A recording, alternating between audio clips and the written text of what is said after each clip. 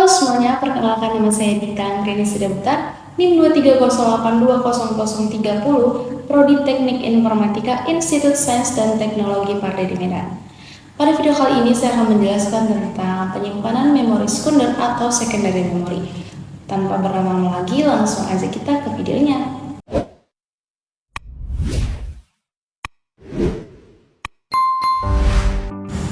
Apa sih penyimpanan memori sekunder? Memori sekunder atau secondary memory merupakan penyimpanan yang terpisah atau tidak berhubungan langsung dengan Central Processing Unit atau biasa dikenal dengan CPU. Memori sekunder digunakan untuk menyimpan atau menampung data yang lebih besar dan permanen. Bisa juga dikatakan sebagai backup dari memori utama. Memori sekunder juga sering disebut sebagai penyimpanan eksternal atau external storage. Data dalam memori sekunder tidak dikontrol langsung oleh komputer, meskipun datanya berasal dari memori utama. Kelemahan dari memori utama itu sendiri yaitu tidak dapat menyimpan data yang permanen dan kapasitas penyimpanannya terbatas, sehingga diciptakanlah memori sekunder. Data pada memori sekunder adalah data yang sebelum dan sesudah diproses oleh komputer. Kemudian, memori sekunder ini memiliki beberapa ciri umum. Yang pertama yaitu bersifat non-volatil. Walaupun komputer dimatikan, data-data yang disimpan di dalam sarana penyimpanan sekunder itu tidak akan hilang. Data disimpan dalam pering-peringan magnetik. Ciri umum yang kedua yaitu tidak berhubungan langsung dengan bus CPU atau Central Processing Unit. Pada memori sekunder tidak langsung terhubung dengan Central Processing Unit, melainkan membutuhkan perantara untuk menghubungkan kedua perangkat ini. Yang ketiga yaitu adalah akses data cukup lambat. Data yang berada di sarana penyimpanan sekunder memiliki waktu yang lebih lama untuk diakses atau read and write dibandingkan dengan mengakses di memori utama, selain disebabkan oleh bandwidth bus yang lebih rendah. Kemudian pada ciri yang keempat yaitu harganya relatif murah. Perbandingan harga yang dibayar oleh pengguna per byte data jauh lebih murah dibandingkan dengan harga memori utama. Kemudian kita akan masuk ke beberapa fungsi-fungsi dari penyimpanan memori sekunder tadi. Langsung aja kita akan menampilkan materi agar para penonton bisa lebih jelas dalam memahami materi saya. Berikut merupakan fungsi dari memori sekunder. Yang pertama yaitu dapat menyimpan berkas secara permanen. Data atau berkas diletakkan secara fisik pada piringan magnet dari disk yang tidak hilang walaupun komputer dimatikan atau yang bisa disebut dengan non-volatil. Yang kedua yaitu dapat menyimpan program yang belum dieksekusi prosesor. Jika sebuah program ingin dieksekusi oleh prosesor, program tersebut dibaca dari disk lalu diletakkan di memori utama komputer untuk selanjutnya dieksekusi oleh prosesor menjadi proses. Yang ketiga yaitu memori virtual, mekanisme sistem operasi untuk menjadikan alamat-alamat memori virtual sehingga prosesor bisa menggunakan memori virtual ini seolah-olah sebagai memori utama. Kemudian kita akan masuk kepada jenis-jenis memori sekunder. Yang pertama yaitu ROM atau Read Only Memory.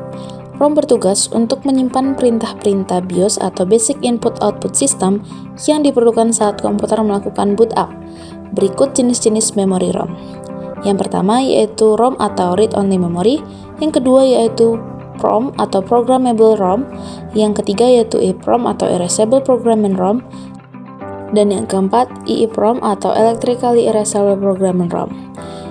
Kemudian kita akan membahas satu persatu beberapa jenis-jenis dari memori ROM ini. Yang pertama yaitu PROM. Data hanya dapat disimpan ke dalam ROM sekali. Sekali data tersimpan, maka akan tetap tersimpan selamanya. Jika ingin menghilangkan datanya, caranya hanyalah dengan memusnahkan atau menghancurkan chip memori tersebut. Lanjut kepada EEPROM. Data yang disimpan di dalam EEPROM dapat dihapus dengan memanfaatkan sinar ultraviolet ke arah lubang yang ada dalam memori tersebut. Selanjutnya ada EEPROM dan flash memory, merupakan sejenis chip memori tidak terhapus yang digunakan dalam komputer dan peralatan elektronik lain untuk menyimpan sejumlah konfigurasi data pada alat elektronik tersebut yang tetap harus terjaga meskipun sumber daya diputuskan, seperti tabel kalibrasi atau konfigurasi perangkat. Jenis yang kedua yaitu disket. Disket atau floppy disk atau cukup disebut disk adalah lembaran plastik tipis dan datar yang terbungkus dalam penutup plastik 3,5 inci. Data dan program disimpan di dalam disket dalam bentuk-bentuk titik-titik magnetik sesuai pola on-off standar dalam representasi data, misalnya ASCII. Disket mampu menyimpan data sebesar 1,44 MB atau setara dengan tulisan sebanyak 400 halaman. SuperDisk dapat menyimpan 120 MB. Saat ini, disket terbaru telah berlebar 2HD atau 2 untuk double-sided dan HD untuk high density. Karena disket jenis ini mampu menyimpan data pada kedua sisi, sehingga kapasitasnya bisa lebih besar dibandingkan standar sebelumnya atau DD atau double density. Yang ketiga ada optical disc. Optical disc tidak menggunakan bahan yang bersifat magnetik sama sekali. Optical disc menggunakan bahan spesial yang dapat diubah oleh sinar laser menjadi memiliki spot-spot yang relatif gelap atau terang. Contoh dari optical disc ini adalah CD-RW dan DVD-RW. Yang keempat ada hard disk. Hard disk berupa piringan logam, gelas, atau keramik yang tipis tetapi kaku dan dibungkus dengan sesuatu sehingga data dapat disimpan dalam bentuk titik-titik magnet. Hard drive minimal mempunyai 2 piringan atau disk. Semakin banyak piringan berarti semakin besar kapasitasnya. Hard disk terletak di unit hard disk drive tertutup untuk mencegah masuknya benda-benda asing ke dalamnya. Data bisa disimpan pada kedua sisi piringan disk. Terdapat 2 jenis hard disk portable, yaitu yang pertama hard disk eksternal. Adalah hard disk yang bisa ditempatkan di luar unit sistem dan tetap berpembungkus anti udara. Melalui kabel, hard disk dihubungkan ke unit sistem komputer ke port firewire USB atau port lain. Yang kedua, hard disk removable atau hard disk cartridge terdiri dari 1 atau 2 piringan dilengkapi head baca tulisannya, terlindung dalam pembungkus kaku serta bisa dimasukkan ke drive cartridge pada unit sistem mikrokomputer. Jenis yang kelima yaitu memory flash. Semua disk drive, baik disket, hard disk, atau CD-ROM, memiliki komponen yang bisa bergerak, dan semua komponen bisa bergerak bisa patah. Akan tetapi, memory flash sebagai variasi chip memori komputer konvensional tidak berisi komponen bergerak. Memori flash juga bersifat non-volatil, yaitu data tetap bertahan meskipun arus listrik mati. Meskipun demikian, memori flash juga memiliki kekurangan yaitu sirkuitnya yang mudah rusak karena sering dipakai.